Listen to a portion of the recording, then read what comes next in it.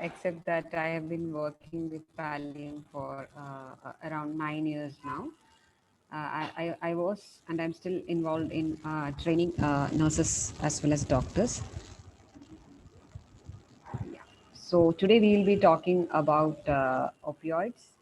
I'm sure you might have learned about how the ladder works, what the ladder is, um, about step one and step two opioids. So today we'll be talking more about step three opioids. So before I'll present my presentation, but just type it in the chat session. How many of you have used opioids in your setting? Is there anyone that who have used opioids or have been using opioids, or is it something really new?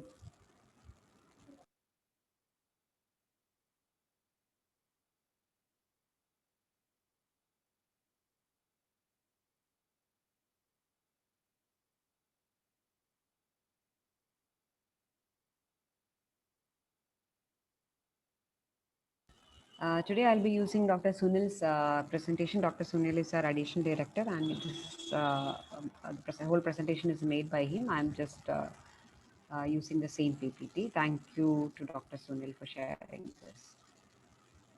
Is there any chat that has come up? Yeah, new to two people. Yeah, new to me. Yeah. So I will be talking about a little bit of pharmacology also. You don't need to learn much in detail, but you have to learn more about the clinical use of it, how to use. Because usually nurses will be the one who will be carrying out orders. So you should be, and you will be talking to patient also. How do they feel? Do you feel any discomfort? So you should know how it is and what it is going to be, right? So today we'll be talking about what are the commonly used opioids. How does it act? We won't go much into detail about mechanism of action, but simply how will it act and where is it absorbed, etc. And how to use practically how to use opioids and what are the side effects. We know that we should know thoroughly about the side effects because we'll be asking patients after giving medications, right? How do you feel, etc. So this a WHO ladder, again, a gentle reminder for you all. We have three-step ladder advocated by WHO, and the first step has non-opioid plus or minus adjuvant for mild pain exactly. And then for mild to moderate pain, we have step two may non-opioids plus or minus adjuvant. And this you might have heard about tramadol, tapentadol, buprenorphine, etc. Usually, the commonly used drug in this category is a tramadol. And the third step is something that we are going to discuss today, that is opioids. So, the opioids are the drugs which are used for moderate to severe pain. And you can always combine step one with opioids. That means you can give NSAIDs and paracetamol plus or minus adjuvant along with opioids. So this is a story about Mr. X. So this is a picture taken with his consent. It is a long time back. So he has come to our unit with severe pain. So this was his diagnosis. He was a of larynx. See, he always had a pain around his neck. You can see there is a tracheostomy also in place, and he was in severe pain, unable to sleep or unable to do anything because of pain. It's a sharp shooting pain, and there is no radiation. It was localized around his throat where he had the illness. So last 2 weeks he has not slept, he has not eaten or talked. He's in severe pain. So in this patients, now we can see this is a mild to moderate to severe pain. Not even moderate. This seems like a severe pain because it is 10 by 10 and the patient is unable to sleep for last 2 weeks. So in this time, we can always use a step 3 opioid. So this is how Mr. X was after a particular procedure. Now he looks like pain completely relieved, right? At least he's smiling. He's not mourning or groaning. His face looks relaxed and he's smiling. So this is a pain-free Mr. X. So now we can see how we can achieve this in your setting. Okay. So he was given intravenous morphine trial. I'm not sure how many of you have morphine in your setting, but at least after this course, you can tell your doctors that this is a wonderful drug and we can start thinking about giving morphine. I'm not sure how many settings already have morphine. So please note, this is a very important procedure for acute pain crisis. When someone like Mr. X is coming to your clinic or hospital crying in pain, 10 out of 10, which is nociceptive pain, this is one thing you can provide to them. So how do you do intravenous morphine trial? This is given by giving injection morphine 1.5. In some places it is 1.5, or you can give 1 milligram. It depends on the strength of ampule that you get in your place. So in our place, one ampule is 15 milligram. So we may dilute it so that 1 ml will be 1.5 milligram. So some places the ampule will be 10 milligram. So when you dilute it, your 1 ml will be 1 milligram. So depending on what kind of strength you have, you can dilute it, and each ml should be either 1 milligram or 1.5 milligram. So you put a scalp vein, or you can give it subcutaneously or intravenously. You don't need an IV cannula for this procedure, just put a scalp vein. And before giving morphine, we have to give 10 milligram of injection metoclopramide, because any opioids can cause nausea and vomiting, including tramadol. So we always give an antiemetic before giving a morphine trial. So we give initially 10 milligram of metoclopramide, then you give 1.5 milligram of morphine every 10 minutes. It is not a single dose you give and then you go. No, it has to be given every 10 minutes. Till when? Can we keep giving it for a long time? No. So when should we stop? The end point is when the patient is telling that I have good pain relief. They may say 0 by 10 or 1 by 10, even 2 by 10 is also fine if they are comfortable. So when they say that I have enough pain relief, or sometimes they may say I feel very drowsy. So there are two things, either when they feel good pain relief or drowsiness. So drowsiness is the starting point.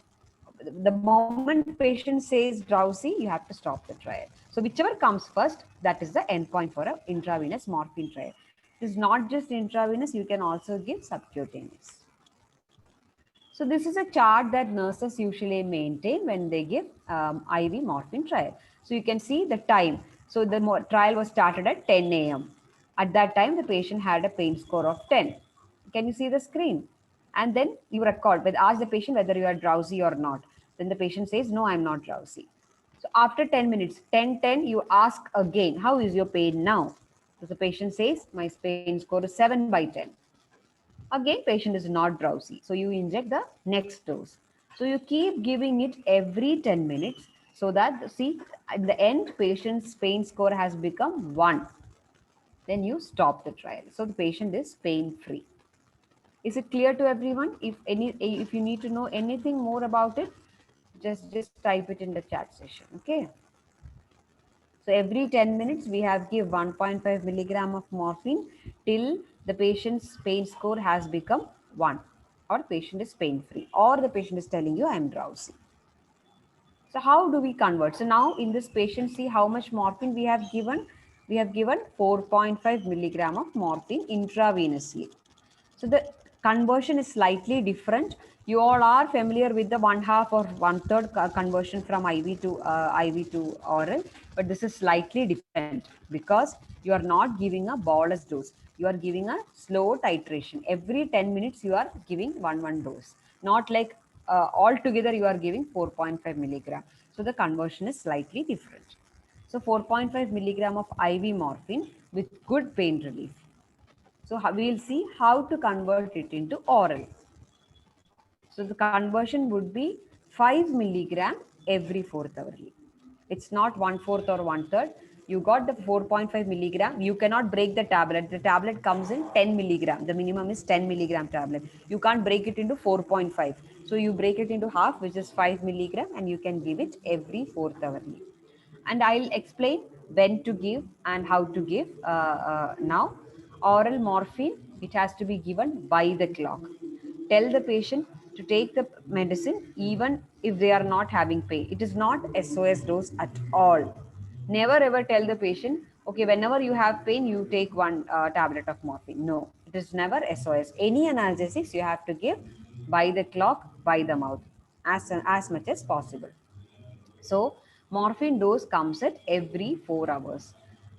We can say either 6 a.m. or we can even tell you patient need not get up at 6 a.m. keeping the alarm, get up at 6 a.m. and take the morphine tablet. No. Whenever they wake up, they can have the first 5 milligram tablet. So it is given every 4th hourly. So the next comes at 10, then 2, then 6, and at bedtime, you have to always have to give a double dose. So morning hours he was taking 5 milligram. At night he has to take one tablet, 10 milligram. Otherwise, what happens? The next dose comes at 2 a.m. So what happens in usual hospitals? I'm not sure in what setting you work, but in many of the hospitals I have seen, you wake up the patient at 12 o'clock and 1 o'clock and you give paracetamol or tablets, any something, 2 o'clock, because the due is at 2 o'clock and patient has to get up at 2 o'clock and take a tablet. So that doesn't make any sense, right? We have to sleep comfortably at night at least. So to avoid getting up at 2 a.m., what we give double dose at bedtime. So that is very important in giving morphine every 4th hourly and double dose at night.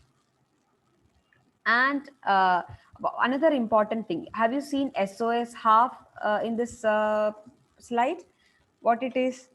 So suppose a patient has taken, suppose I am having severe pain, okay? I have taken a dose at 7 o'clock. When I got up, half tablet, fine. 10 a.m. again, I took another tablet. But around 12 or something, or 11:30, I started having severe pain. But my next dose is at 2 p.m.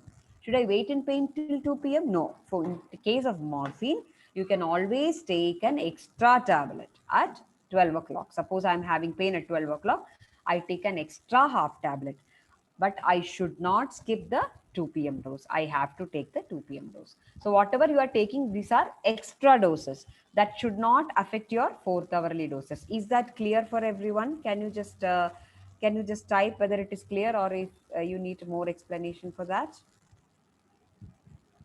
I'll wait for the chat. Arun, I can't see the chat, so can you just tell me if someone is responding, if I need to? Okay, ma'am. Okay, ma'am. Can see. Yeah, I can see now. Yeah, it is clear. Thank you so much for the response. So if you feel any doubt, just let me know in between. Okay. So this is how it should be given. Very clearly, you have to. So most important thing that nurses should do: make sure that your patient understood these things. So take a cover, the medicine cover. You write it in your regional language, whether it is Malayalam or Hindi or Tamil, English, whatever the patient understands. Write it, because it is very unusual to take extra dose, right? We don't say that for any other medication. Only for morphine we say that. Take an extra dose whenever you have pain, but don't skip the next dose. So another question: what if I have pain? I took a tablet at 10 a.m., but I started having pain again at around 10:40, or I took an extra tablet at 1:30. Now my next tablet is at 2 o'clock. Should I take the 2 o'clock or should I skip it? So if the space is less than 1 hour, suppose I have taken the tablet at 1:30, probably I can skip the 2 p.m. dose, because anyway it's just half an hour. So if you are taking within an hour, you can skip the next dose. That is okay. But if it is more than 1 hour, you cannot skip the regular dose. So this is when you have an intravenous morphine in your hospital. Suppose you don't have intravenous morphine, you are working in a home setting, you went to a home, you have tablet morphine with you and patient is crying in severe pain, you don't have injection at all. So how can we do? We can give oral morphine trial. So how to give oral morphine trial? Suppose a patient is very new to opioid, not taken tramadol, not taken anything. So then you can start with 5 milligram. I prefer to start with 10 milligram, but sometimes you can always give 10. I start with 5 milligram. But suppose the patient was already on tramadol, then you can always start with 10 milligram. Tell them to take one dose every hour. Morphine will take at least 40 minutes to start acting at its peak analgesic level. So you can tell them to take either 5 milligram or 10 milligram every hour till the patient is pain free or drowsy. Don't get scared about this, because we can even instruct them over the phone also. Suppose they are already on morphine and then they are going through an acute pain crisis, you can tell them to take every hourly till the patient has pain free or drowsy. And come back to Mr. X. So Mr. X was happy with morphine, pain completely relieved. but he was okay. But last 2 weeks, he needed 4 extra doses. That happens, no? When the cancer is progressing, their pain will also increase. So understand one thing: this is not morphine addiction. Mr. X's pain or the cancer is progressing. He has an incurable cancer, or his cancer is invading the adjacent structures. He is not an addict, but his pain is increasing, and he's taking 4 extra doses a day, and he's coming and telling you, I was initially okay with your dose, but last 2 weeks I have severe pain, last 4 days I have severe pain, and I'm taking extra doses. So you have to ask them how many extra doses you are taking in a day. So he's telling you 4 extra doses. So now what can we do? There are more extra doses that he is needing. So you have to increase the basic dose of morphine. So you calculate how many dose he is taking in a day. So we have already given 30 milligram, right? 5 milligram every fourth hourly comes to 30 milligram. He was already on 30 milligram, and he is taking plus 20 milligram. So he's already taking 50 milligram. So you always increase to 50%.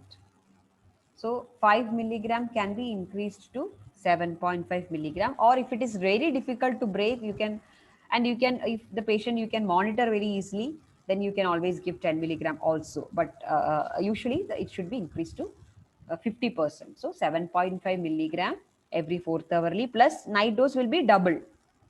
So 15 milligram night time, and whenever he has pain, he can always take extra 7.5 milligram. So whenever the basic dose is increasing, the extra dose is also increasing.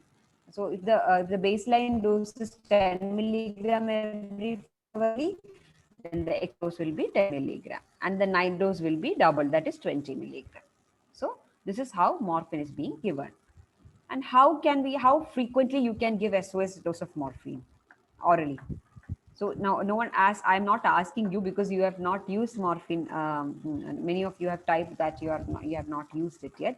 So how frequently you can use? So use whenever the patient has pain, and make sure that it is not closer than 1 hour. How many times the patient telling you pain, he can take extra dose. You don't need to worry about the tablet, especially because if the morphine is overdosed, the patient will start sleeping. Then he can't take more. He is not going to die of respiratory depression and all, because he becomes sleepy. Is my voice breaking? Okay, I'll just switch off my video then. Maybe the network issue. I, one second. Okay. So you can always give morphine SOS orally whenever the patient is having pain. And just make one thing you have to keep in mind: they are not going to have respiratory depression unless they are taking 10 milligram 10 tablets or 100 tablets together, because the moment the morphine becomes overdose, patient will be sleepy, so he can't take more dose orally. IV, it is different, you can keep injecting, but no, oral it is different, because the patient, if the patient is drowsy, he can't take more tablets. So oral dose of morphine you can give how much ever, whenever the patient is telling pain, and make sure that the regular dose is 1 hour apart. That's it. So this is a poppy plant. It is a very beautiful plant. I have only seen in movies. You might have also seen in some English movies, nice poppy plants. And it is morphine is the most important opium poppy alkaloid. There are many other opioids, but only a few of them are available in our country. So they use the latex. You might have seen the rubber latex in many places. So they core the seed, and you get a latex, and from that latex they make morphine tablets. There are only 3 states in India who are legally they can grow morphine. I think it is Madhya Pradesh, Uttar Pradesh, and Rajasthan. And we'll go to the most boring stuff for doctors and nurses: pharmacokinetics, right? The moment you hear about pharmacology, everyone can start sleeping. No, I'll make it as simple as possible.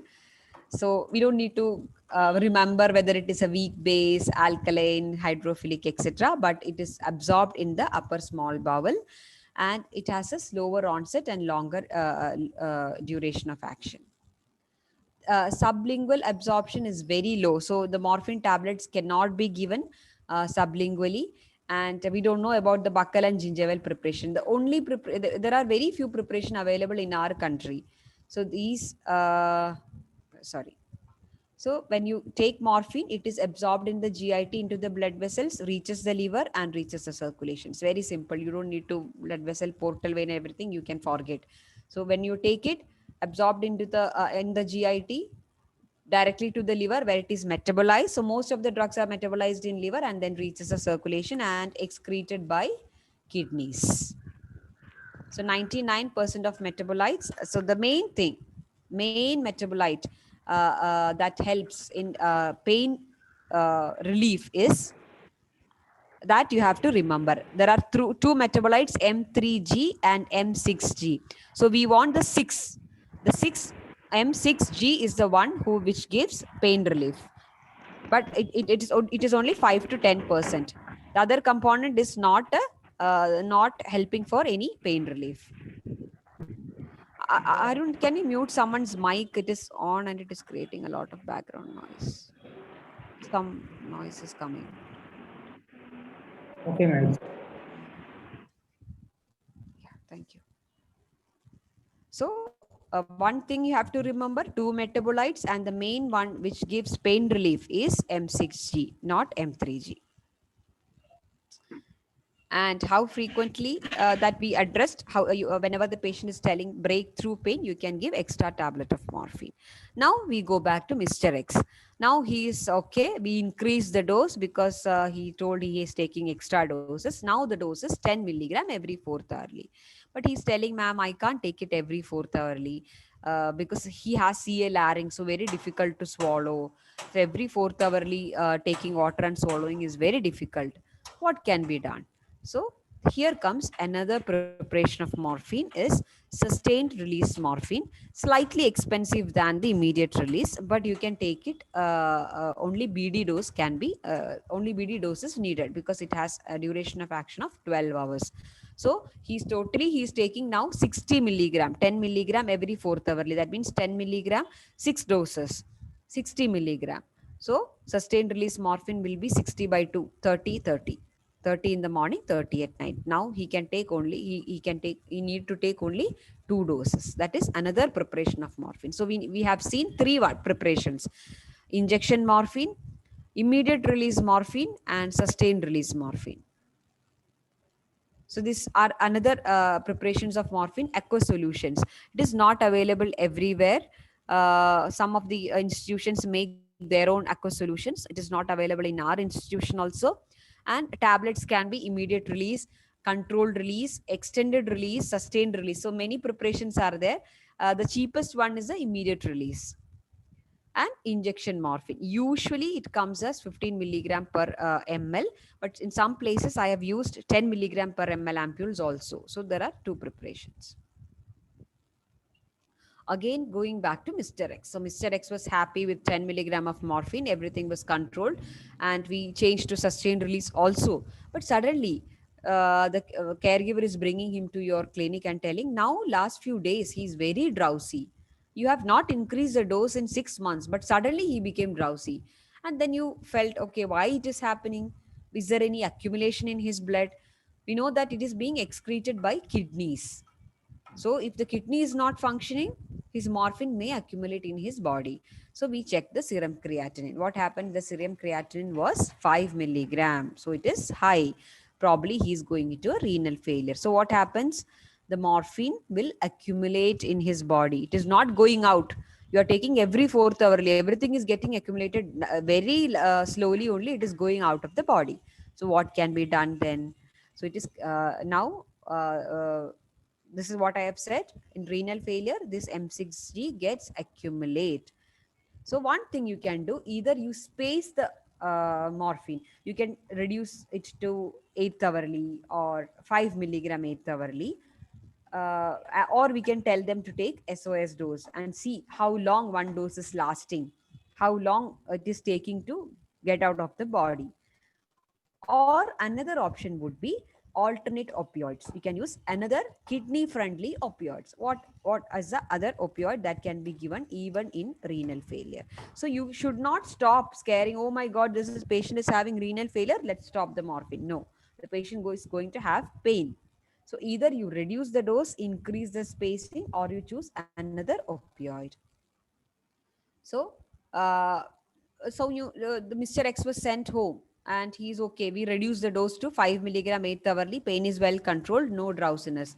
But you know that he is having CA larynx. The disease progressed, and he cannot swallow anything, not even morphine. What can be done? The only thing which he was getting pain relief was morphine. Now he can't take morphine. And either you can choose intravenous or subcutaneous. And subcutaneous, if there is a trained person at home, you can always give at home. And there are some rules to be followed that will be dealt later, but it can be given. The another preparation would be oral. The same morphine tablet you can use per rectally. There is no separate preparation, but we use the same tablet morphine rectally also. When the patient is nearing end of life or the patient is unable to take tablet, you can use per rectal.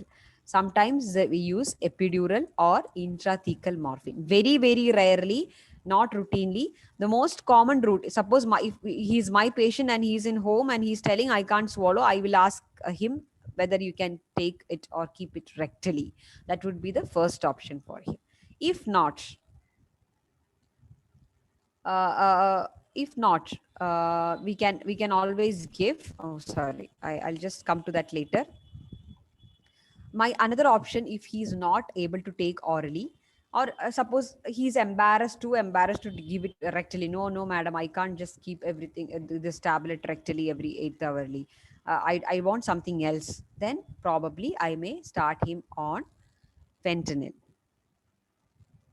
So this is another lady. So we'll talk about fentanyl now. So this is another lady with CA colon and has abdominal pain on 10 milligram of morphine. Very stable pain. So to whom all I can give fentanyl? Either the patient, when the patient is having a renal failure, but the pain has to be really stable. Suppose the patient is having up and down pain, severe pain sometimes, very low pain sometimes, taking extra doses a lot, very fluctuating pain, fentanyl is not the drug of choice. Suppose the patient is very stable with 10 milligram of morphine, happy, no problem, no pain, no extra dose, then probably I can always suggest fentanyl patches. Why we are telling stable pain? Because once the patch is there, you can't screw or increase the dose of fentanyl, right? The patch will keep on releasing the same drug dose for a long period of time. You can't just increase or decrease the patch whenever we want, like in morphine. So we can always give a 25, or according to the conversion table, you can always give a fentanyl patch. And for this lady, the doctor told, okay, you keep a 25 microgram fentanyl patch. Next day, the patient, very commonly in our setting, right? When you give a patch, oh, it is not working. I kept it for 5 hours and I just threw it out. What happens then? Fentanyl is a transdermal preparation. So what happens? It forms a depot of drug. Once you place the fentanyl patch, what happens? It forms a depot in the subcutaneous tissues. And it will take another 8 to 12 hours to start its action. So it has to be absorbed to the skin to form a depot, and then slowly it keep releasing the fentanyl drug. So it will take 8 to 12 hours to even to start acting. So for this lady, I need to continue morphine till 8 to 12 hours. Then only I can stop morphine, because otherwise what happens? The fentanyl will take long time to act. The patient will start having pain. But the advantage is that fentanyl will last for 3 days. That is 72 hours. So if you put in a patch today, it will last for 3 days. One thing in our place is that we sweat a lot. So the patch may get displaced, right? You sweat, you take bath 2-3 times, and then the patch will get displaced. And it is not, you cannot use, or you should not use in patients with unstable pain. So this is about fentanyl patch. So there is another patient. Okay, so we learned about morphine and fentanyl. These are the preparations. You have injection fentanyl, you have transdermal fentanyl, and very few places I have not used, but there is oral transmucosal fentanyl citrate, OTFC. I have used only injection and patches, not transmucosal.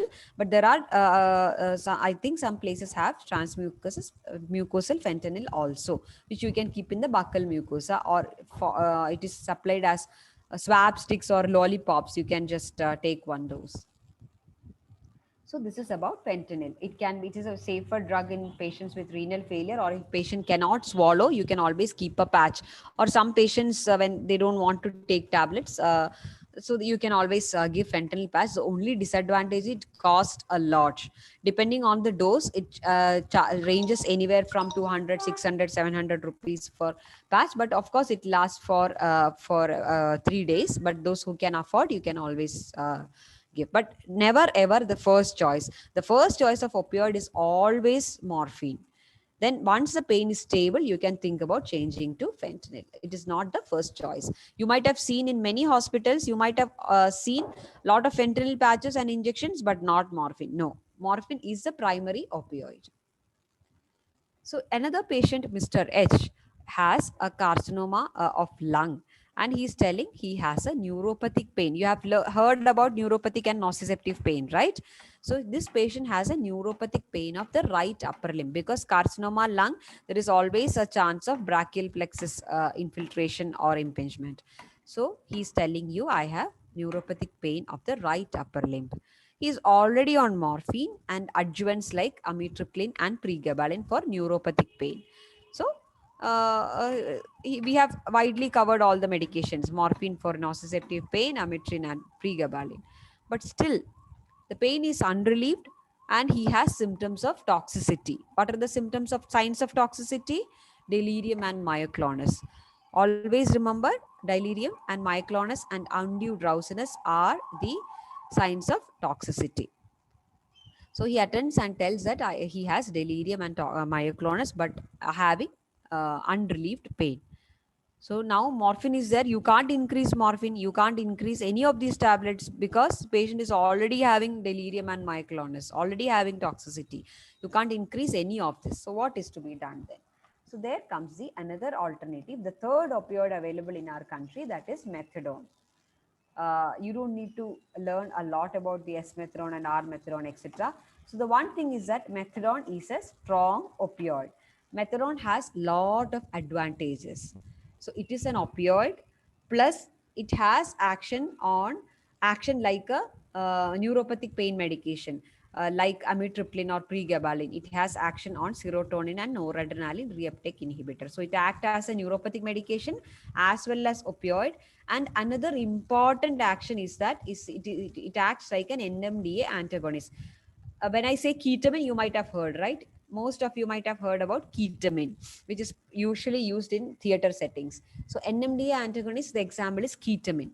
So methadone has ketamine like action plus the neuropathic pain medication like action plus opioid like action. So it covers a lot more kind of pain. So methadone would be a drug of choice when the patient is having neuropathic as well as nociceptive pain and developing side effects of morphine. Not a first choice.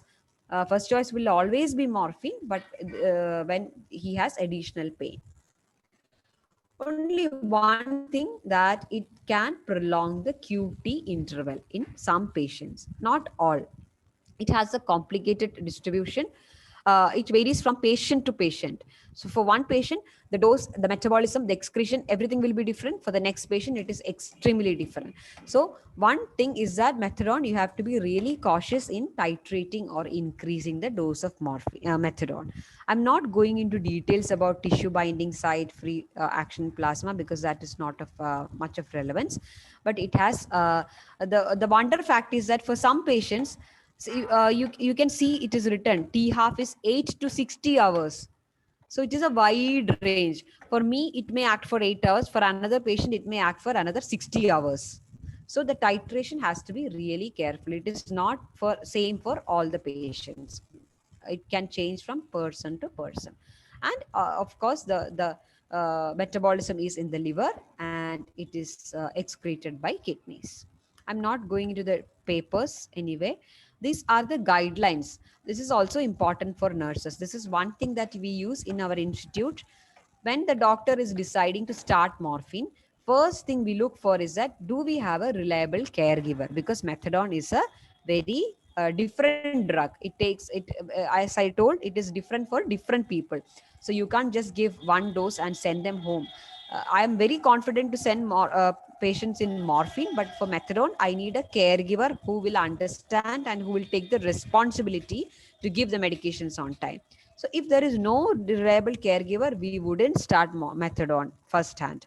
So suppose the caregiver is okay, he or she understands everything, then first thing I will check whether the patient has a history of any sudden death in the family, whether any cardiac issue or anything, because methadone can prolong QT interval. So there is a chance of cardiac problem for some patients.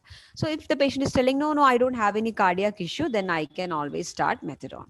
If the patient is having cardiac issue, I wouldn't start methadone. I will think how to manage pain otherwise. So if there is if you have an ECG facility, it is you can take, but it is not mandatory. Just to ask whether any cardiovascular illness. So this is a conversion table for from morphine to methadone. See how complicated it is while seeing, but once you start practicing, it becomes much more easier. When the morphine dose is less than 60 milligram, then you can always start with a lower dose of methadone. If the morphine dose is sorry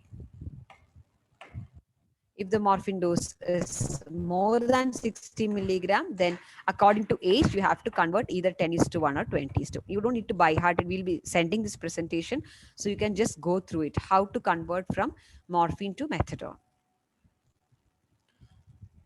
So for patient who is having moderate to severe pain, we always start with a very small dose of 2 milligram or 2.5 milligram to 7.5 milligram per day. And we won't increase like as in morphine. We always keep morphine for rescue doses, or SOS dose, we always give morphine. So even though the patient is on methadone, suppose when I have severe pain in between, I need some medication, right? So morphine is the drug of choice for SOS medication when the patient is on methadone. So what happens in opioid? I'm not going into details. Okay. So this is another important thing. Methadone, you cannot increase every day. You have to wait for 5 to 7 days so that it gets absorbed and distributed everywhere in the body. So you have to wait for another 5 to 7 days. You can't keep increasing every day. So backup, you need morphine till the patient's pain is getting stabilized with methadone. And I must say, although it looks very complicated, it is a wonderful drug for many pains, and many of the complicated pain can be controlled with methadone. So this is methadone preparation. It is available as tablets as well as syrup methadone. Very bitter in taste, but it is available as syrup also. You have to be really careful when you give syrup, because in our country we know that when you give cough syrup or Gelusil, they just drink it from a bottle. No one measures, right? We just drink it from the bottle. So if you drink methadone like that, you are going to be in trouble. So we take 1 ml or 2 ml in a syringe and load it and then give it to the patient. That is why we need a reliable caregiver when you are planning to start methadone. And how to choose an opioid. So this is another 70-year-old man with a carcinoma of the colon and has for the carcinoma of the lung, and he is having throbbing pain on the chest, 5/10, and he has epilepsy history. He is on an anti-epileptic. So these are complicated patients where you have to really think, should I choose morphine or fentanyl or methadone? What should I give? So I'm not giving this should be the drug. These are examples how complicated the patient's pain and the medications can be. So this patient has mostly a neuropathic pain, and the pain score seems to be moderate. So you can't give a weak opioid like tramadol. Why? Because tramadol can decrease the seizure threshold. So any patient telling seizure, it's better to avoid tramadol. Uh, so this is okay. So what is the antidote? Suppose you have given too much of injection morphine to a patient and patient started having signs of respiratory depression. So it is antagonized by naloxone. So the drug used to reverse the toxic effects of opioid is naloxone. We'll just brush through the receptors because you need to familiarize with the term.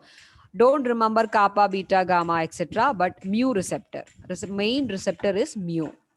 Mu is the main receptor for opioids. It is found everywhere: brain, spinal cord, peripheral nervous system, everywhere. So that is why it has a good action. And you have several types of several types of opioids. I know that it is quite boring as an afternoon session to talk about agonist, antagonist, etc., etc. You can just go through this. One thing that you have to note, the second paragraph only. Don't get confused with affinity and etc. One thing, the agonist, the strong agonist, have no clinically relevant ceiling effect. What do you mean by ceiling effect? When you sit in a home, you have a ceiling upstairs. You can't go up beyond the ceiling, right? You hit your head on the ceiling. So same thing with drugs. You can't increase dose as much as you want. You hit the ceiling. You can't give more than 4 milligram or 4 gram or 6 gram of paracetamol. You hit after 6 gram, you start having the toxicity. Or tramadol, you can't go beyond a particular dose. So what is the wonderful thing with strong opioids? It doesn't have a ceiling. You are in the sky. You can go up. There is no ceiling effect. You can give the dose according to the patient's pain. So there are patients who get good relief with 5 milligram. There are patients who take 100 milligram every dose. So that comes to around 600 milligram a day. So the titration depends upon, there is no upper limit. You can give according to patient's pain. That is the biggest advantage of opioid. It has no clinically relevant ceiling effect. So be familiar with the word ceiling effect. All the other drugs, agonist, antagonist, or what happens, the tramadol, the methadone, the buprenorphine, everything has ceiling effect. The drugs written in yellow are the agonist group of drugs. I'm not going into antagonist. I'm skipping the slides because you don't need to get complicated with this pharmacology much. So this, we know that when there is a toxicity, we always use antagonist. You can use naloxone or naltrexone. Naltrexone is not available in our country, so you can always use naloxone. Again, I'm not going through. So this might be your favorite drug, which every hospital setting will have Fortwin injection. Fortwin Finargan is the best combination. Whenever the patient, when you don't know what to do, you give Fortwin Finargan injection, right? The patient is crying in pain, you don't know what to do, then you give that. No, it has a lot of side effects. It is a partial agonist. It has a ceiling effect. You can't just keep giving all these drugs. So the advantage of opioids is that it has no ceiling effect. Every other drug, you have ceiling effect. You hit the ceiling with your head. Okay. So how to choose opioid? So the patient can come to you with pentazocine or oral morphine tablet. One thing you should remember, another thing, important thing, is that you cannot combine two opioids. Pentazocine and all are opioids. People don't know. They are okay in using tramadol and pentazocine. The moment you hear the word morphine, then it becomes opioid. No, all these comes under opioid. You should not combine two opioids. You can always combine. Look, suppose a patient is on fentanyl patch, you can always give an extra dose of morphine for pain, but otherwise don't give morphine and tramadol, morphine and pentazocine. Patient is on morphine, coming to your hospital, you give pentazocine. No. So ask when the patient is coming to you. So this is one thing that I would tell all the nurses. The patient is taking morphine and coming to you and telling, I have severe pain, no pain relief with morphine. Ask very specifically, what do you mean by no pain relief? Is it no pain relief at all, or you have pain relief for 2 to 3 hours, then your pain comes back, or pain doesn't go beyond below 5? So ask specifically, what do they mean by pain relief, inadequate pain relief? So what are the side effects of opioids? Biggest side effect, 99 or around 97 to 98% of the patients will have constipation. You have to keep that in mind. You have to remind your doctor the moment they write morphine, check whether they have written a laxative, or remind them. The next side effect will be nausea and vomiting, but nausea and vomiting is reversible only initial 2 to 3 days, but then after that it will usually disappear. Some patients will tell you sleepiness and tiredness, and some will have itching. and dry mouth. But I want you to focus on constipation. About 95% of patients on opioid will have, especially morphine, less with fentanyl and methadone, but especially morphine, all of them will have a severe constipation. So you have to prescribe a regular stimulant laxative. We will come to laxatives later on another session, but you have to prescribe laxative the moment you write morphine. So nausea and vomiting, not in every patient. Only 30% of patients will have more nausea and vomiting. That also only during first few days. And you can always give drugs like haloperidol, metoclopramide, or domperidone. These are the drug of choice, not MSH. Some patients will tell you, oh, I feel so sleepy. But usually it will disappear after a few days, because they get good pain relief, and it is okay that they sleep for 1 or 2 days in the beginning. But ask whether they have undue drowsiness. The caregiver is calling for food, not waking up. So that kind of drowsiness you have to ask them. So there are two things. So I am just reminding the words that you should remember. The active metabolite is M6G. The ceiling effect, there is no ceiling effect for morphine. And the third thing, side effect and toxic effect. There are these are two different things. Side effect, we heard constipation, nausea, vomiting, itching, etc.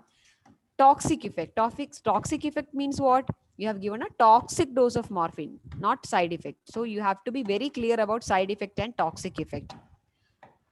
What are the toxic effects? Just three things that you have to remind. If someone is sleeping in this session, please wake up and remember these 3 points: undue drowsiness, myoclonus, and delirium. So whenever I give morphine to a patient, I ask them, call me back when you have severe drowsiness or you have jerky movements, that is myoclonus, or you have an irrelevant talk or bad dreams in your sleep. Three things: drowsiness, myoclonus, and delirium.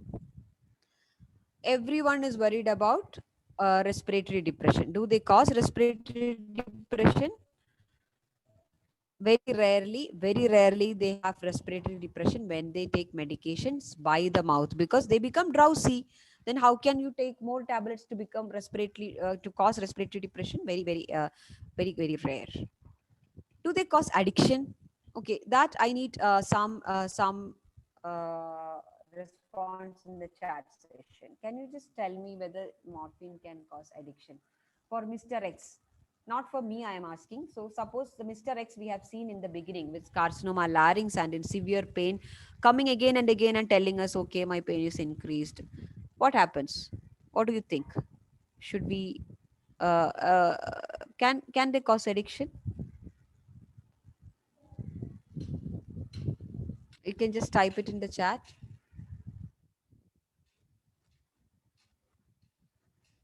Yes. Anyone else? Surely.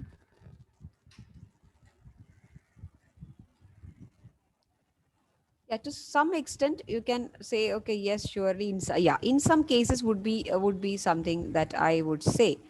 So how? What about addiction? In medical use, it is very rare to have it is very rare to see substance abuse. You should be very clear whether it is physical dependence or addiction. Both terms are very different. Yeah, you can always have a physical dependence. Suppose you are taking steroids for a long period of time. We always taper and stop, right? What happens when you are a high dose of steroid and you just stop it? We have learned about it, right? Steroid crisis, etc., etc.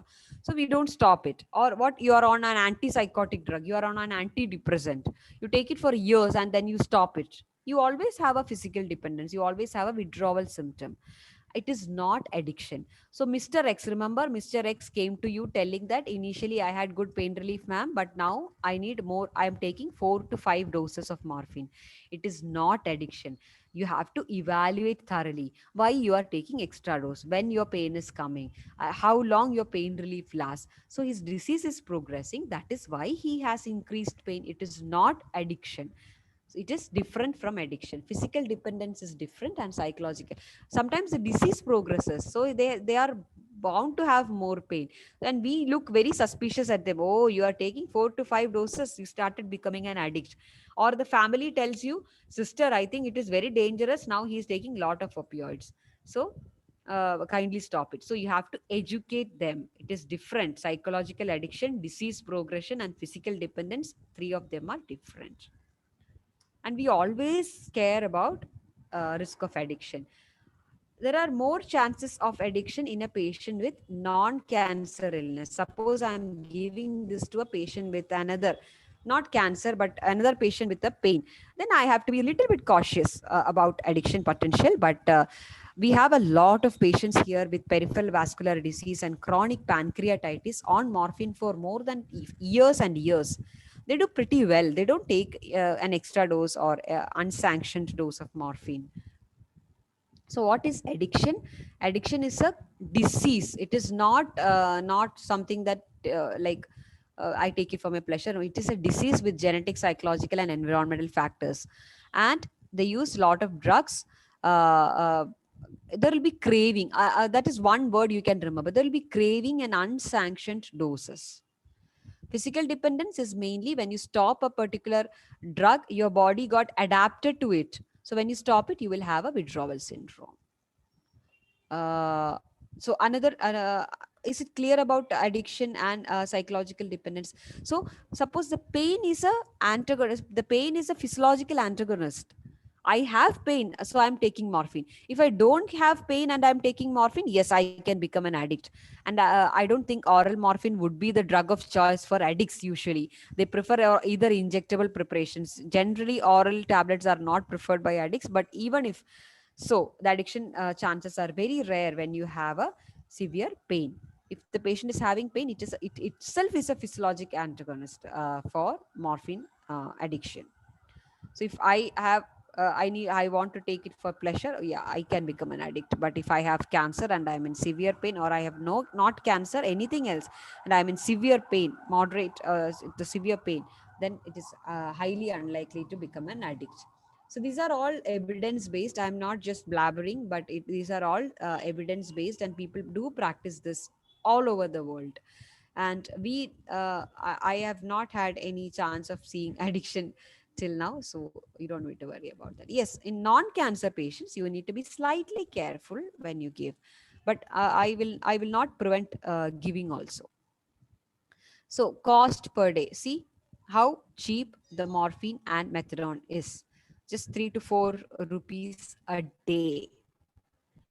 And many of you have seen a lot, might have seen a lot of tramadol and fentanyl patches. See how costly or how expensive it is. So one day tramadol costs around 50 rupees, so you give it for a week. So many patients find it very very difficult to buy. So this is a cost. So again, thank you, Dr. Sunil, for sharing the presentation. Okay. I will take up a few questions if you have any doubts regarding what I know. We have heard a lot of information today, all new drugs, but I must say from my experience with morphine or any opioid in that case, if you know how to use it, it is a magic drug, really magic drug. The patient cries in pain, come to your clinic, you give a morphine trial, they literally give their life, you literally give their life back. So it's a really wonderful drug. If you start using it, and if you start seeing the patient's face after good pain relief, you really would start using it more. Either you can type in the chat session, or you can ask me if you have any questions. These are all new drugs for you, probably. You might have seen fentanyl injections in your OT settings or in ICUs, but not for pain relief, or maybe post operative pain.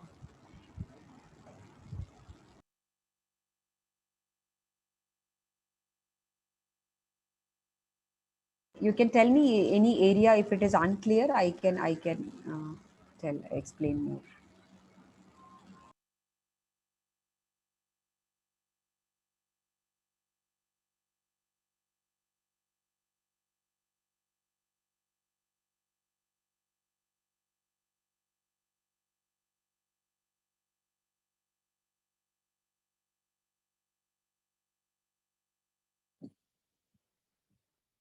Anyone, or did everyone sleep off with the pharmacology, antagonist, agonist, etc.?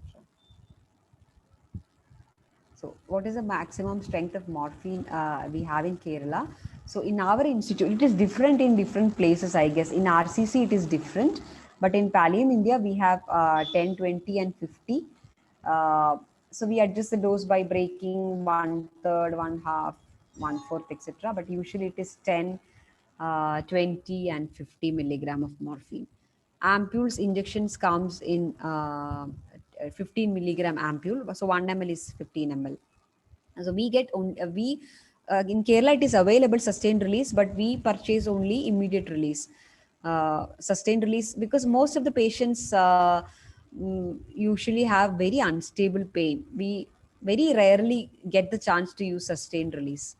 So yeah, sustained release tablets are also available, but we use mostly the immediate release. Even I think in the RCC also they use immediate release tablets. The strength may be different. Some of the regional cancer centers have liquid morphine, so they give it for head and neck cancer patients. So it is easier to swallow, but that is not available anywhere outside. Fentanyl patches are available in 25, 50, and 100 microgram patches. Yes. So, Kanaga is telling that we have fentanyl patches. Yeah. Most of the places people do feel very safe with fentanyl, but not with morphine. Maybe it looks like a patch and it looks kind of I don't know, aesthetically better than taking tablet, but it's easier to use the morphine because imagine you give a patch, okay, it starts acting after 12 hours. I am screaming in pain and I have to wait for another 10 hours so that I'll get some pain relief. And you don't know whether 25 is enough for this patient. So you have to wait again for 72 hours so that you can change the patch. And even after you remove the patch, suppose I got 25, I started having toxicity because my pain is not opioids responsive. Okay, okay, the doctor decided remove the patch. Again another 10 hours I have to wait so that the fentanyl is out of my body, and for this I have to pay around 500-600 rupees for 3 days. So uh, yeah, it's never the first choice of drug for us because it's expensive. But yeah, if the pain is very stable and the cancer is not like rapidly progressive, for example see a prostate or something which is very slow progressing cancer and the pain is stable, patient can afford. And suppose I want to go for work, I can't take morphine fourth hour, I have severe constipation or I have kidney failure, then probably fentanyl I would choose. But otherwise, yeah. And it is very, very cheap and very easy to use. Yeah, so that is another interesting question. You need higher doses, and patient is unable to take lots of tablets. Here, that happens. Unfortunately, I was working in a hospice in another state where they have only 10 tablets, and the patient is on 60 milligram every dose. So imagine how many tablets he has to take every fourth hourly and at night. Yeah. So if you have only morphine, then and 10 milligram, then I'm clueless. But up to 50 milligram, usually it won't go beyond 100. Very rarely we go up to 100 milligram per dose, etc. But otherwise, you don't need to go up and up. Usually, 10 and 20 milligram is the most commonly dose, I must say. Very rarely I use 50 milligram, etc. Is that morphine prescribed in any other disease conditions? So uh, I don't, or we don't restrict morphine for only for cancer pain. Suppose, but suppose I have a patient with RTA or rib fracture. He may need some opioid, not may not be morphine, maybe fentanyl, maybe any opioid, but he may need opioid for another or 3 to 4 days post-operative pain. They give fentanyl for 2 to 3 days, right? So morphine is not restricted to cancer pain, but when I give for a non-cancer patient, I will evaluate thoroughly whether his pain is opioid sensitive. You can't okay, severe pain, opioid, no. If it is not a cancer pain, I will evaluate very thoroughly whether this patient is going to get benefit from an opioid, what kind of pain he has, whether he has this opioid sensitive pain. So after proper evaluation, yes. So it is not restricted to, never restricted to cancer pain. Yeah, why morphine is not prescribed for other pain? We do prescribe. We do prescribe, especially the mostly we use for peripheral vascular disease, accidents, trauma. Initial few days they have fractures and pains. We do give short term morphine therapies. High strength, I'm not sure about other countries.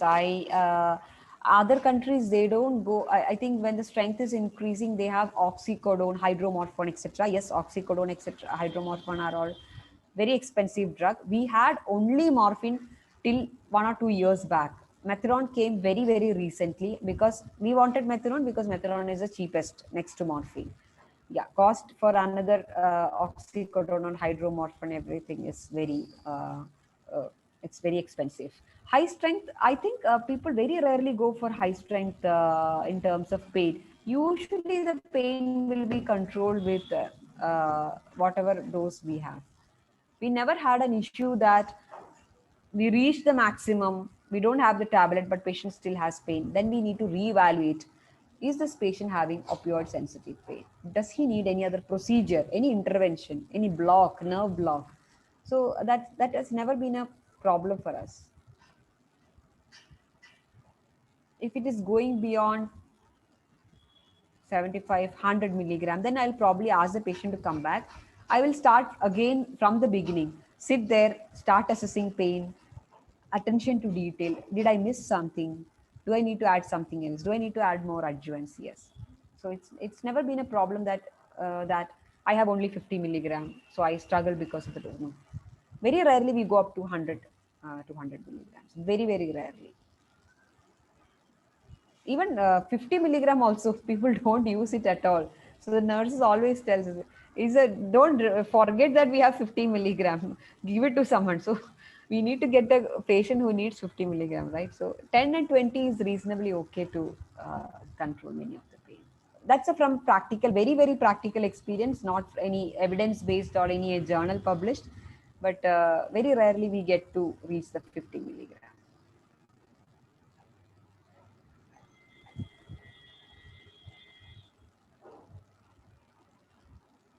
Thank you so much for your questions, because it is always good to hear questions so that I'll also learn what from you when I answer back. And it is good that at least some people are listening to you in the afternoon.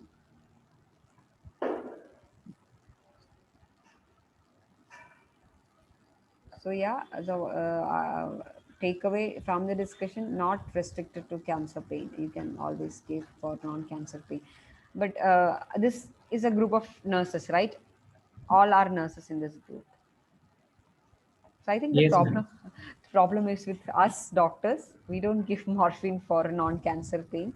Even for cancer pain, suppose a patient is crying in front of you, then you think, okay, is this patient is going to have an addiction? Is he going to die of respiratory depression? Yeah, the problem lies with our community. Very, very frankly speaking.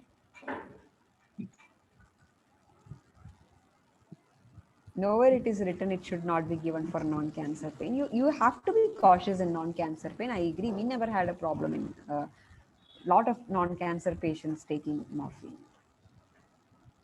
We don't give bulk and send them home. We always make phone calls, ask them, monitor, document, etc.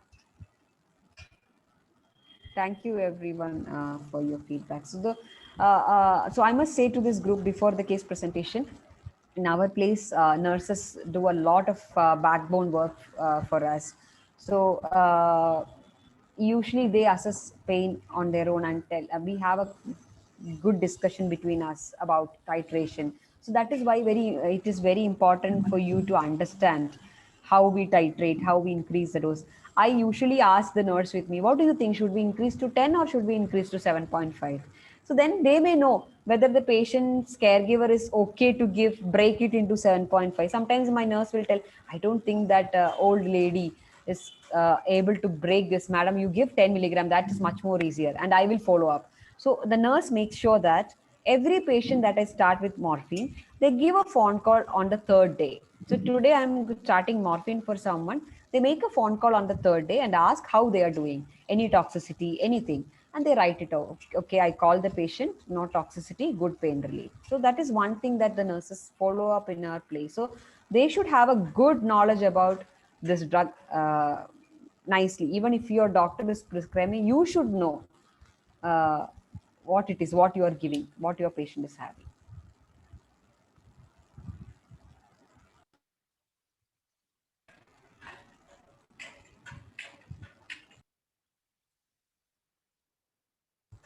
Shall we move on to the presentation now? I think it's 4-7. Yes, ma'am. Yes, ma'am. I think we can move to case presentation. And today we have case presentation by Sister Kanaga. I request Kanaga to please unmute yourself.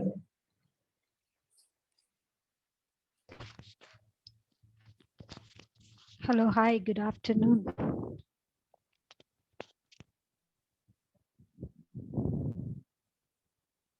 Is it audible? Yes, yes. Can you see the screen? Yes, yes, I can see the screen. Okay, okay. Okay, you can start case presentation. Oh, yeah. Thank you, doctor, for your valuable education and it is so informative. So, good afternoon to all. Today, the case presentation, the topic will be, my name is Kanaga Murugan. I am a charge nurse in oncology unit in United Arab Emirates. Okay. Today, my topic is sarcomas, palliative patients.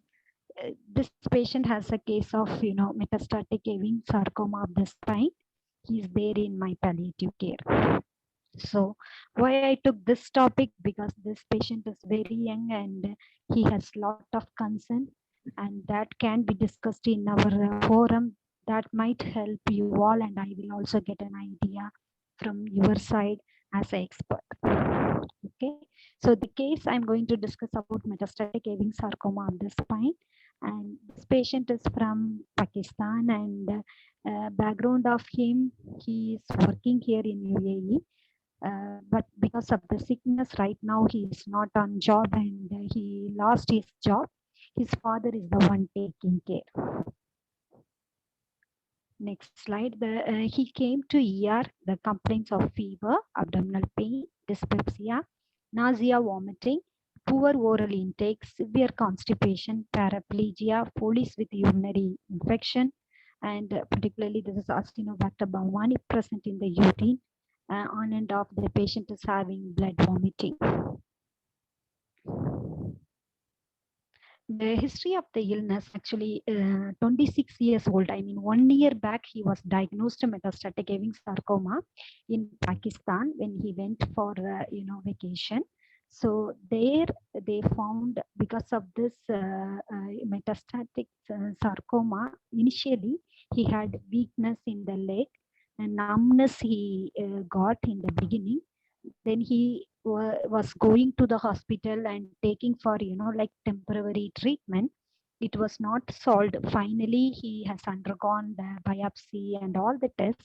Then they came to know this is a sarcoma in the spine. So he has undergone the surgery in his country itself. There he has undergone the laminectomy, D5 to D7 laminectomy done for the cord compression. It was done on 16th February 21. So from there, this patient came to UAE for following up the chemotherapy. According to the family, they cannot afford the chemotherapy in their country. And also he is the employee in UAE. He can get free treatment. So father took him here for the treatment. So when he came here, according to our tumor board meeting, they brought all the slides and everything.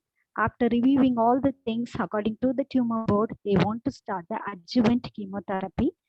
You all know that this is a sarcoma protocol, VAC-IE. So adjuvant chemotherapy, VAC chemo started on 2nd of March. Then VAC one day chemotherapy only. After the chemotherapy, as an outpatient, he was discharged. But the next day morning, again, he presented in ER with the severe back pain. Then radiotherapy was consulted and they want to give a palliative radiotherapy to T4 to T7, and that also completed in the month of March 21. Then he was discharged after the radiotherapy. Here for the radiotherapy patient, we will not keep in our inpatient, but we are having hotels inside the hospital itself. So we kept him in the hotel, and from the hotel he will come to the radiotherapy, get the radiotherapy, he will go to the hotel till his treatment completed. Then after going home again, he came here with the urinary infection. So he came to ER. Then all the type of the pan culture done, and he was having fever also. ID is on the board.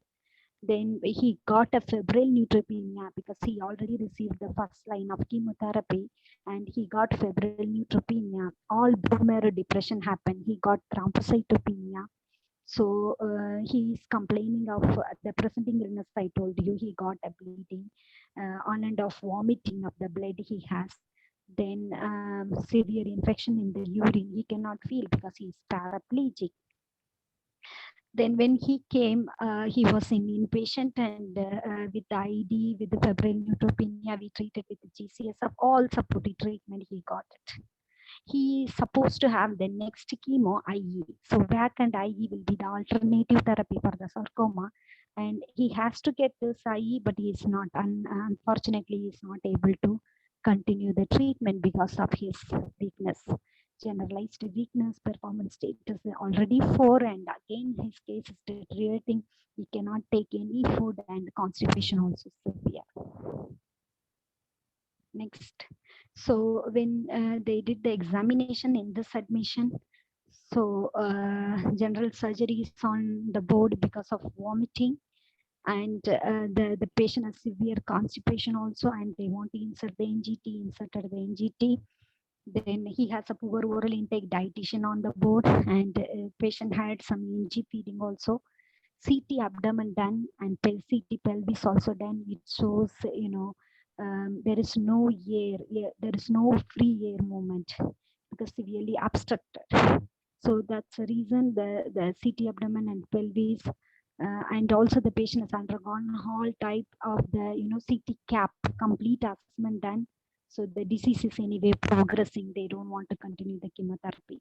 Hemoglobin was 7.7. The patient received RBC, neutropenia 0.42. The patient received GCSF. Then thrombocytopenia, platelet transfusion given, and vitally the patient is not stable. With IV fluid, with all the treatment, the patients, managed here in our unit. Next, the treatment. I have already told you all the septic screening done. Because of the febrile neutropenia, we have a febrile neutropenia care pathway. There is order set in the medication. When the doctor ordered, according to the order set, everything done. So this is clinical care pathway. It will be started from the emergency to the inpatient. Within 1 hour, all type of culture done, peripheral culture, because this patient has a central line. It is in advance planned when they started to give the chemotherapy VAC and IE. It will be the long, sometime the patient will be getting 15 to 16 cycle chemotherapy every 3 weeks. So central venous access portacath inserted for him. So when he came with the fever, pan culture done, peripheral culture, central line culture, urine culture, sputum culture, all done. Then ID on the board, ID consulted, IV antibiotic started, meropenem. This is Acinobacter baumannii. He is on strict barrier isolation. Then CT scan, I explained to you. GI consultation, yes, CNG tube inserted, and dietitian on the board. And the patient received, according to the dietitian, low microbial diet because it's a neutropenic. We never give the normal diet, so low microbial diet she ordered. Unfortunately, because of the NG tube, they have the peg feed, the formula feeding that we have given according to our neutropenic care pathway. Next. Significant investigations, treatment and significant infection. According to the investigations, whatever we can do, the maximum help we have given to the patient.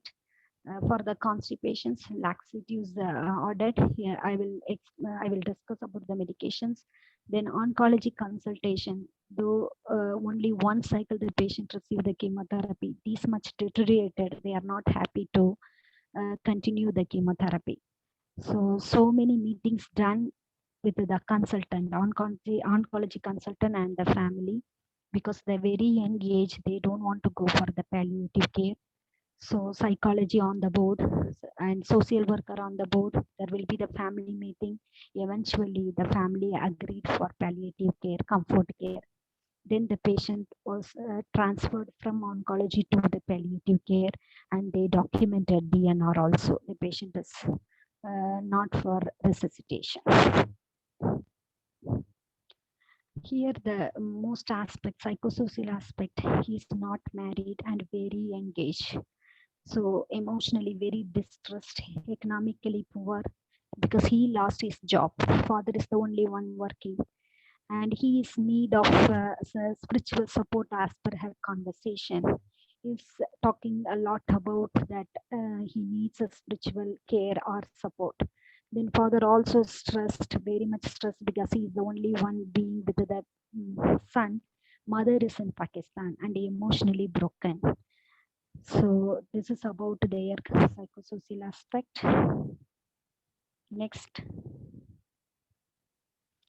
The medications, these are all the medications the patient is receiving: Coles, albuterol and ipratropium nebulization, lactulose, PRN lactulose also, then PRN zopiclone, PRN buscopan, and PRN fleetenema. Then morphine, PRN morphine 5 milligram IV getting, but the patient is having severe abdominal pain since he comes.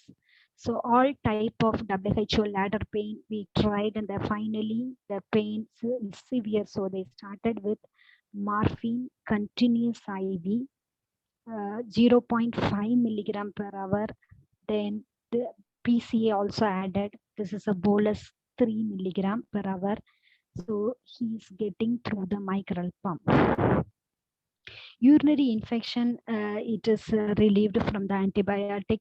Now he is fine with the urinary infection, and fever also relieved with antibiotic and GCF. Now he is neutropenia also he is recovered. Next, the main concern about here is his abdominal pain, fever, bleeding, poor oral intake, constipation, performance status.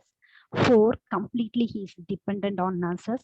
Then emotional distress of the patient and family. This is the concern of the patient. Summary, the patient is metastatic Ewing sarcoma, performance status 4, paraplegic, completely depend on the nurses. And he is feeling that he doesn't want to ask help from the nurse. He's very young, but most of the time he's refusing whatever the nurse is providing. He doesn't want others to help him, that he's so depressed and emotionally broken. So right now he's in palliative care. Psychologist and social worker continuously following the patient and family. They are all very helping to them, because they are economically poor and they want to help him go to his country, because mother is there, and the patient also wants to go home. He wants to be with his mother, and they are helping to expatriate to back home, because it is costly.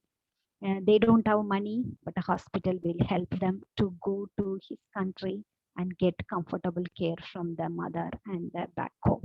This is the plan of the patients. Next. So discussion points, what I put: he feels loss of independency, sometimes refuse nurses to do his personal care. This is very challenging part. Even taking vital signs, even giving a bath and administration of the medications, he's refusing. So he's very depressed and verbalized the concern that he cannot lead the normal life. And he is the elder son in his family, so he's thinking, I'm the burden of my family, and my mother and father, I'm the burden. This is the thing he keeps on verbalizing whenever we are discussing or talking to him. Thank you. Thank you, sister, for your elaborate presentation on this young Thank you, patient with doctor. Ewing sarcoma. I totally understand it is very complicated to deal with, especially in the young age and with such a bad prognosis, and lot of physical and financial spiritual aspects are involved in this. Yeah. And I, while doing the presentation, I just really wished if the palliative care team was involved slightly early, maybe in the. Yeah, some countries they finish the, or even in our country they finish all the treatment, and once the curative part is over, then it comes to palliative care. But it is I just, at some point when you are discussing about lot of issues happening, then probably the palliative care team would have been the better people to talk and just take them along the journey than the sudden transition that people always feel isolated. The oncologist telling you go to palliative care, so you are being shifted from one team and to another team who deals just with the palliation. So they feel that that throwing away feeling for many patients. So yeah. And I would like to hear from other participants also. What did they feel yeah, when they heard his story? Doctor, but Yes, yes. we have a lot of meetings, family meetings, so many family meetings happen with the supporters. Sister Kanaka, we can hear you. Finally, they agree. Yes, thank you.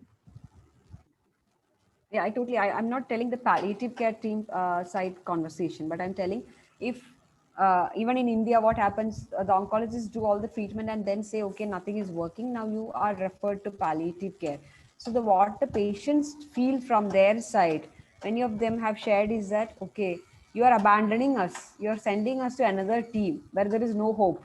So it's sure that I'm going to die. So that kind of feeling is there when they are being referred from the oncology part to a palliative care part. So I was just wishing for the whole world if the palliative care was being incorporated much more earlier, where you already know the patient already know you, and then gradually coming to your department, the transition is really smoother if the palliative care phases are visible in the beginning. No, I'm not just for this patient I'm talking, I'm generally telling the experience. Anyone would like to? Yes, sister. Yeah. Anyone would like to ask or share what would they like to discuss in this particular patient? Or what would you say, as sister was telling, we also have, especially at this age, with very bad prognosis, they don't want nurses to do anything. They don't want to be I don't know, they want to be walking to the toilet till the end. I want to do my own stuff, and sometimes the nurses find it very difficult to, because they have to do certain things, right? So yeah. Any experience sharing regarding that? What would you do when your patient is telling, no, uh, I don't want to be this, all these things to be done by nurses? And it feels reasonable because you are very young and suddenly you are being dependent on other people. You can't take it, right? Anyone from the group?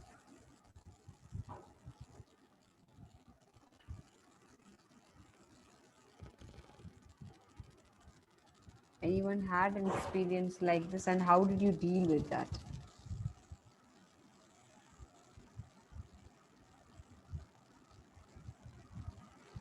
So we had a patient last month or so. He was also uh, same age, I think 26, 27, underwent multiple surgeries, multiple treatment, and he's nearing.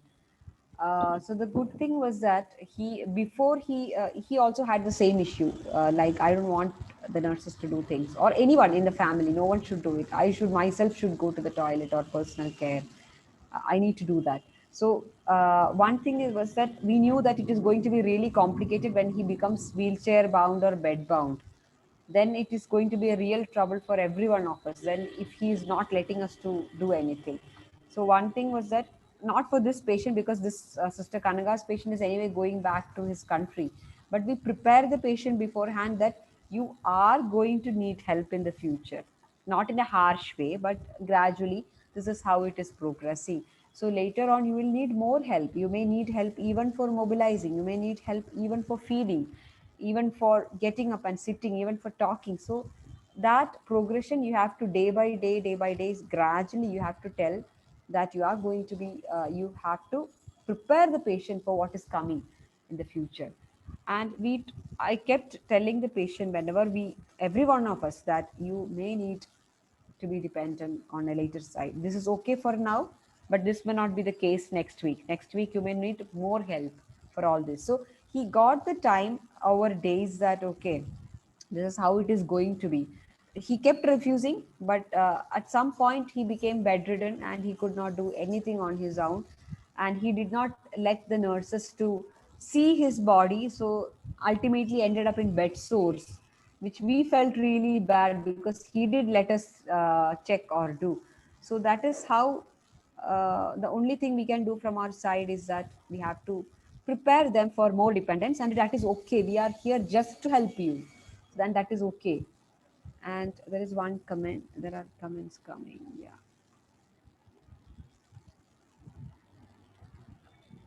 Yeah, so if there is any family member that he's okay with taking care of that, yeah, perfectly, that is okay. Sometimes people feel comfortable when their family, but some, especially young boys, they don't want anyone to do their thing. And uh, Sister Shelby, yeah, we have to respect the patient's wish, definitely. But that's how what happened to our patient, that we kept respecting his problem, and then he ended up in having a bed sore when he became. He never allowed no one to look his body. And no, no, no, don't touch me. I'm okay. I'm taking care of it. But then it was not a big bed sore. It was just a redness. But then we had to talk to him. See, let us help you. We are here to help you. And ultimately, he got convinced that yes, I need them. Yeah. And yeah, rapport building is the thing. And try to avoid things which is not actually necessary. So my nurses came and asked me, do you really need the BP right now? Is it necessary for you to get the BP? Is it necessary for you to get the vitals? No, I said no. Then yeah, let him take rest. Don't bother. So that is one thing that you can ask your doctors. Some of the vitals we avoid when the patients become sick. Not just vitals, some of the procedures that we do mechanically in the morning.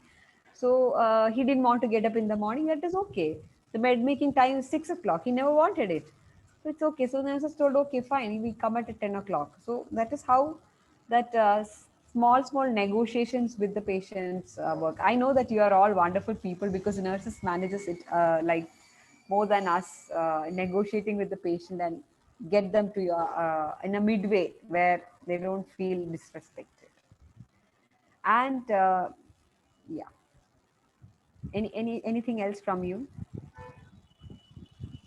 I hope this patient, when he's transferred to his country, I hope you will make sure that he gets some palliative care in his place, especially he's on morphine and PCAs. And I don't know whether in his country he has all these facilities, at least tablet morphine, access to pain medications. Otherwise, what happens is that he is going to end up in a lot of trouble if you are transporting him to a place where he doesn't have access to all this.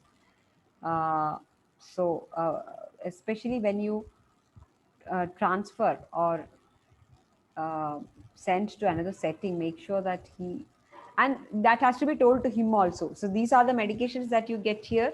If that is not available, what is going to be the problem? So that also, I hope the family meetings might have covered, the doctors might have told to the patient, because that is also important. You have taken a very good care of the patient. Suddenly he ends up in a place where he doesn't have access to anything, not even pain medication. So that is going to be a big problem.